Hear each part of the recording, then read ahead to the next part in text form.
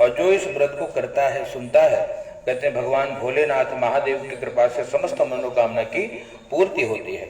और ये कथा कहाँ है? कहते हैं लिंग पुराण में इसकी दिव्य कथा है।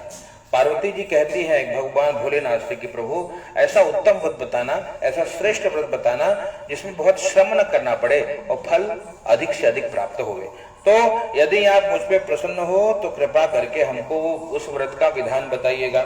शिव जी ने कहा कि हे देवी, आप ध्यान से सुनिएगा, आपके प्रेम के वशीभूत होकर के एक ऐसा दिव्य व्रत मैं आपको बता रहा हूं जिसके द्वारा जगत का कल्याण होता है। जैसे नक्षत्रों में चंद्रमा की महिमा है, ग्रहों में सूर्य श्रेष्ठ है, वर्णों में ब्राह्मण श्रेष्ठ है, देवताओं में विष्णु भगवान श्रेष्ठ है, नदियों में गंगा जी श्रेष्ठ है, पुराणों में महाभारत, वेदों में सामवेद और इंद्रियों में मन श्रेष्ठ है। ठीक उसी प्रकार एक तुम्हें प्राचीन व्रत बतलाता हूँ। एकाग्र मन से जो इसको श्रवण करता है, इसके व्रत के प्रभाव से ही तुमने मेरा आधा आसन प्राप्त किया है, तो मेरी अर्धांगिनी बनी हो।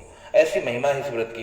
तो भाद्रपद मास में हस्त नक्षत्र से युक्त शुक्ल पक्ष की तृतीया नक्षत्र को उसका अनुष्ठान मात्र करने से स्त्रियों के जन्म जन्मांतर के पाप नष्ट हो जाते हैं। तो भाद्रपद मास में हस्त नक्षत्र से युक्त ये जो दिव्य तृतीया, जिसे हरितालिका व्रत भी कहते हैं, जो इस व्रत को करता है देवी, कहते स्त्रियों के समस्त पापों को नष्ट करने वाला है और समस्त मनोकामना की पूर्ति करने वाला है। तो हे देवी, तुमने आज से बहुत दिनों पहले हिमालय पर्वत पर इस व्रत को किया था, यह वृत्तांत में तुमको बताता हूं। आपको याद नहीं है, लेकिन आपने इस व्रत को किया था, तभी आज आप मेरी अर्धांगिनी बनी हो। ये ऐसा दिव्य व्रत है। पार्वती जी ने पूछा कि हे नाथ, मैंने ये व्रत किया था, यह सब आपके मुख से सुनना चाहती हूँ कि क्यों किया था, मुझे विस्मरण हो गया है। तो भोलेनाथ ने कहा कि हे देवी, आप ध्यान से श्रवण करिए। सानंद मानंद वने वसंतो आनंद कंदम हत पाप वृंदम। का भारत वर्ष के उत्तर की ओर एक बड़ा रमणीक और पर्वतों में श्रेष्ठ हिमवान नामक पर्वत है। और हे पार्वती, तुमने बाल्यकाल में उसी पर्वत पर तपस्या की थी। 12 वर्ष तक तुम उल्टी टंग कर केवल धुआं पी करके रही। 64 वर्ष तुम सूखे पत्ते खाकर रही। माघ मास में जल में बैठी रहती। वैशाख की दोपहरिया में पंचाग्नि, 5 प्रकार की अग्नि जब दोपहर में चलती, उसमें तुम तपती थी, अपने शरीर को तपाती थी। श्रावण में जब जल बरसता था, बारिश होती थी, तो कहते हैं तुम भूखी प्यासी रह करके मैदान में बैठ जाते थे। जल में इतना कठोर तप किया है। और तुम्हारे पिता इस तरह के कष्ट सहन को देख करके बड़े दुखी हुए, बहुत दुखी हुए, और वे चिंता में पड़ गए कि अपनी कन्या किसको दूं। और उसी समय नारद जी आ गए। हाँ, इतना तप क्यों कर रही है मेरी बेटी? हाँ, तो नारद जी आए हैं और नारद जी के चरणों में प्रणाम किया है। नारद जी ने कहा कि हे पर्वतराज, सुनिए, मैं भगवान विष्णु का भेजा हुआ हूं और आपके पास आया हूं। भगवान नारायण ने मुझे भेजा है। आपको चाहिए कि कन्या रत्न किसी योग्य वर को प्रदान करें। हाँ, तो कोई अगर योग्य वर हो तो अब कन्या का विवाह आपको कर देना चाहिए। तो कहा किसको वर दूं? तो नारद जी ने कहा कि भगवान विष्णु के समान योग्य वर ब्रह्मा, इंद्र और शिव, इनमें से कोई नहीं है। अगर कोई देवताओं में श्रेष्ठ है तो भगवान नारायण है, तो विष्णु भगवान सर्वश्रेष्ठ है। इसलिए मैं तो यही कहूंगा कि अपनी जो कन्या है, अपनी कन्या किसी और को न दे करके भगवान नारायण को दे दीजिए, विष्णु भगवान को प्रदान करिए। नारद जी ने कहा कि हे पर्वतराज, यही सबसे श्रेष्ठ वर आपकी कन्या के लिए है। तो इस प्रकार से हिमवान ने कहा कि भगवान विष्णु स्वयं मेरी कन्या अगर ले रहे हैं, अगर वो तैयार हैं इस कन्या को, कन्यादान ग्रहण करने को, तो और आप यह संदेशा लेकर के आए हैं, तो मैं उन्हें अपनी कन्या अवश्य दूंगा। हिमवान की इतनी बात सुनकर के नारद जी आकाश में विलीन हो गए। नारद जी भगवान विष्णु के पास पहुंच करके कहा कि हे देव, सुनिए, मैंने आपका विवाह पक्का करा दिया। और उधर हिमवान ने पार्वती के पास जाकर के कहा कि हे पुत्री, मैंने तुम्हें भगवान विष्णु को दे दिया। हाँ, अब तुम्हारा विवाह भगवान विष्णु के साथ होगा। तब पिता की बात सुनकर के तुम बिना उत्तर ही दिए, हाँ, पिता की बात सुनते ही पार्वती जी को बहुत बुरा लगा, तुरंत बिना उत्तर दिए और सखियों के घर पे चले गए और जोर जोर से विलाप करने लगे, रोने लगे। यह देख करके एक सखी ने पास आकर के कहा कि देवी, तुम इतने दुखी क्यों हो? दुख का क्या कारण है तुम्हारे? तो तुम्हारी जो कुछ इच्छा हो बताइए, मैं उसको पूरा करने की चेष्टा करूंगी, मैं आपकी सहायता करूंगी। पार्वती जी ने कहा कि देखो, बरऊं शंभु न तो रहूं कुमारी, मेरा तो यही व्रत है, जन्म जन्म लग यही पूरे जन्म जन्मांतर में मेरा यही संकल्प रहा है कि अगर विवाह करूं तो शिव से करूं या कुमारी ही मर जाऊं। मुझे विष्णु भगवान से विवाह करने की कोई कामना भी नहीं है।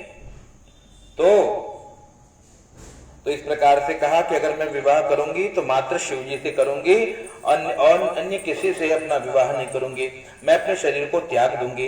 पार्वती जी की इस बात को सुन करके और सखियों ने कहा कि शरीर का त्याग मत करो, चलो किसी दूर वन में चले जहां पिता को पता न चले, है ना, चलो। तो उन्होंने क्या किया, हरित आलिका, आलिका अली मतलब हरित आलिका नाम क्यों पड़ा, अली मतलब सखी, हाँ, अली री मोहे लागे वृंदावननी को, हाँ, अली मुझे वृंदावन प्रिय लगता है, इसका मतलब सखी मुझे वृंदावन प्रिय, अली मतलब सखी, सखियों ने हर लिया पार्वती जी को, हरित आलिका, हाँ, और सखियों के साथ जब पार्वती जी हरी गई इसलिए इसका नाम हरित आलिका भी पड़ा है। तो कहते हैं पार्वती जी ने कहा कि ऐसी सलाह सुन करके और तुम वैसे वन में जा पहुंची जहां पर किसी को तुम्हारा पता नहीं लगा, यहाँ तुम्हारे पिता हर जगह तुम्हें ढूंढने लगे और खोजने के बाद भी कहीं तुम मिली नहीं, तो मन ही मन सोचने लगे कि मैंने नारद जी से प्रतिज्ञा कर चुका हूं कि अपनी पुत्री विष्णु भगवान को दूंगा। और ऐसे सोचते सोचते मूर्छित हो गए। जब होश आया तब पूछने लगे कि क्या हुआ गिरिराज, आपकी मूर्छा का कारण क्यों आप मूर्छित हो गए। तो पर्वतराज हिमवान ने कहा कि पता नहीं मेरी बेटी कहाँ चली गई, हाँ, इतने दिनों से ढूंढ रहा हूं लेकिन मेरी कन्या का कोई अता पता नहीं लग रहा है। इसके बाद हिमवान ने तुम्हें वन में खोजने लगे, तुम भी अपनी सखियों के साथ उस भयानक वन में चलती चलती एक नदी के किनारे पहुंचे। उसके रमणीय तट पर एक बड़ी सी कंदरा, एक गुफा थी। तुमने उसी कंदरा में आश्रम बना लिया और मेरी एक बालुकामयी प्रतिमा बनाई, हाँ, उसी में आश्रम बना करके और बालू की मेरी प्रतिमा मिले, कोई और शिव जी मिले नहीं तो बालू से ही, देखिए शिव जी तो हर सर्वत्र विद्यमान है, मिट्टी से बना लीजिए, हाँ, बालू से बना लीजिए, किसी प्रकार पारद की शिवलिंग है, ताम्र की शिवलिंग है, पत्थर की शिवलिंग है, काष्ठ के शिवलिंग है और हर शिवलिंग के पूजन का अपना अपना महत्व है। तुमने बालू के द्वारा शिवलिंग का निर्माण कर लिया वहां जो बालू मिली, हाँ, और इस प्रकार से बालू का शिवलिंग निर्माण करके विधिवत मेरा पूजन किया, भोलेनाथ की स्तुति में लीन होकर के पूरी रात्रि जागरण किया। उस व्रतराज के प्रभाव से मेरा आसन डगमगाने लगा, जिससे मैं तत्काल उस स्थान पे पहुंचा और मैंने तुम्हें दर्शन दिया और कहा कि हे पार्वती, मैं तुम पर प्रसन्न हूं, बोलो तुम्हें क्या चाहिए, किस लिए इतना व्रत तप कर रही हो। तो तुमने कहा कि मेरे देवता, यदि आप मुझ पर प्रसन्न हैं तो मेरे पति बन जाइए और मुझे दूसरी कोई कामना नहीं है। मैंने तथास्तु कह करके और आपको आशीर्वाद दिया और मैं कैलाश पर्वत पे चला गया। भोलेनाथ कहते हैं तुम्हारे इस व्रत से, ये एक व्रत इतना प्रभावशाली है कि मैंने दर्शन दिया और तुम्हारी कामना थी मेरे विवाह की, मैंने तुम्हें तथास्तु आशीर्वाद दे दिया कि मैं तुमसे ही विवाह करूंगा। तो तुमने वह इस प्रकार से जो प्रतिमा बनाई थी उसको नदी में प्रवाहित कर दिया और सखियों के साथ उस महाव्रत का पारण कर लिया। हिमवान भी तब तक उस वन में खोजते हुए आ पहुंचे, तुम्हें देखते ही उन्होंने तुम्हें छाती से लगा लिया और बिलखकर रोने लगे। फिर पूछा कि पुत्री, इस वन में क्यों आ पहुंची, हाँ, ऐसा कौन सा कष्ट हो गया मेरी बेटी जो तुम यहाँ वन में चली आई हो, मुझे पूरी बात बताओ। पार्वती ने कहा कि हे पिताजी, जैसे पहले ही मैंने आपको कहा है कि मैं शिवजी से विवाह करूंगी, मैंने पहले ही अपने आप को शिवजी के हाथों में सौंप दिया है और आपने मेरी बात टाल दी, इसलिए मैं वहां से चली आई। आपने कहा विष्णु भगवान सबसे श्रेष्ठ, उनसे विवाह करोगे, इसलिए चली आई। हिमवान ने सांत्वना देकर के कहा कि हे पुत्री, मैं तुम्हारी इच्छा के विरुद्ध कुछ भी नहीं करूंगा, जो तुम चाहोगे वही होगा, तुम अपने साथ मेरे घर चलो। इस प्रकार से तुम्हारे पिता हिमवान तुम्हें अपने साथ अपने घर पर ले गए और मेरे साथ तुम्हारा विवाह कर दिया। इसी से तुमने मेरा ये अर्धासन पाया है, आधा आसन तुम्हें जो प्राप्त हुआ उस व्रत के प्रभाव से पाया है। पार्वती जी ने उत्तर दिया कि हे पार्वती जी, हे पिताजी, मैंने पहले ही अपने आप को शिव जी को सौंप दिया था और पिताजी ने मेरी बात नहीं टाली, इसलिए मैं वन में चली गई थी। तो पिता अब प्रसन्न होकर के विवाह तो कर दिए, अब मुझे बताइए कि इस व्रत का नाम हरितालिका कैसे पड़ गया। हरितालिका तीज क्यों नाम है? कहा हरितालिका 2 शब्दों से बना है। देखिए, एक है हरित और तो दूसरा है आलिका। अर्थात हरित का अर्थ है हरण करना, आलिका अली अर्थात अलिका मतलब सखी। तो सखियों के साथ तुम जब वन में हरि गई हो, हाँ, इसलिए इस व्रत का नाम हरितालिका पड़ गया, क्योंकि सखी तुम्हें हरण करके जंगल में ले गई थी। तो हरितालिका के व्रत में जुड़ी कई मान्यता है, जिसमें इस व्रत के दौरान जो सोता है वो अगले जन्म में अजगर बनता है। प्रयास करना चाहिए जितना हो जागरण करें। जागरण का बड़ा महत्व है। जागरण कैसे करें? कहा भजन गाते हुए, कीर्तन करते हुए, भगवान का स्मरण करते हुए। और कहते हैं फिर ये नियम किसके लिए है? जो स्वस्थ है, जिसका शरीर स्वस्थ है वो जागे, वो बिना पानी के रहे, वो कैसे भी रहे। और जो रोगी हो गया, शरीर में अगर रोग आ गया तो नियम बदल जाता है ना। तो फिर कहा जैसे शरीर को सामर्थ्य मिले, फल के अनुसार शरीर चले तो फलाहार करके रहिए, हाँ। लेकिन जो निरोगी है तो उसको पूरी रात जागना भी चाहिए और उसको बिना जल के व्रत रहना चाहिए।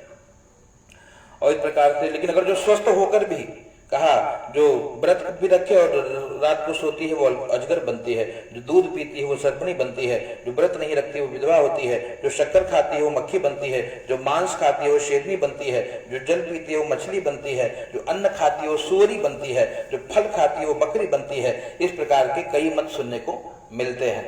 इसलिए कहा शरीर में अगर शक्ति है, सामर्थ्य है, तो बिना जल के और इस व्रत को रहना चाहिए। रात भर जागरण करके प्रातःकाल पारण करना चाहिए। शरीर में अगर, और ये सब व्रत जितने भी व्रत है, तप है, नियम है, अनुष्ठान है, उनके नियम क्या है? कहा 3 लोगों के लिए कोई नियम नहीं होता। एक बालक, जो कोई बच्चा है उसके लिए, एक कोई रोगी अगर है, रोगी के लिए नियम नहीं है, तीसरा कोई बूढ़ा हो गया। तो बालक, रोगी, वृद्धा इस नियम का पालन नहीं कर पाते तो उनको क्या करना चाहिए? उस दिन भगवत सेवा करना चाहिए, भगवान की आराधना, उनके नाम जप में, उनकी सेवा पूजा करने मात्र से भोलेनाथ की और माता पार्वती की कृपा प्राप्त होती है। प्रेम से बोलिए हरितालिका मात की जय।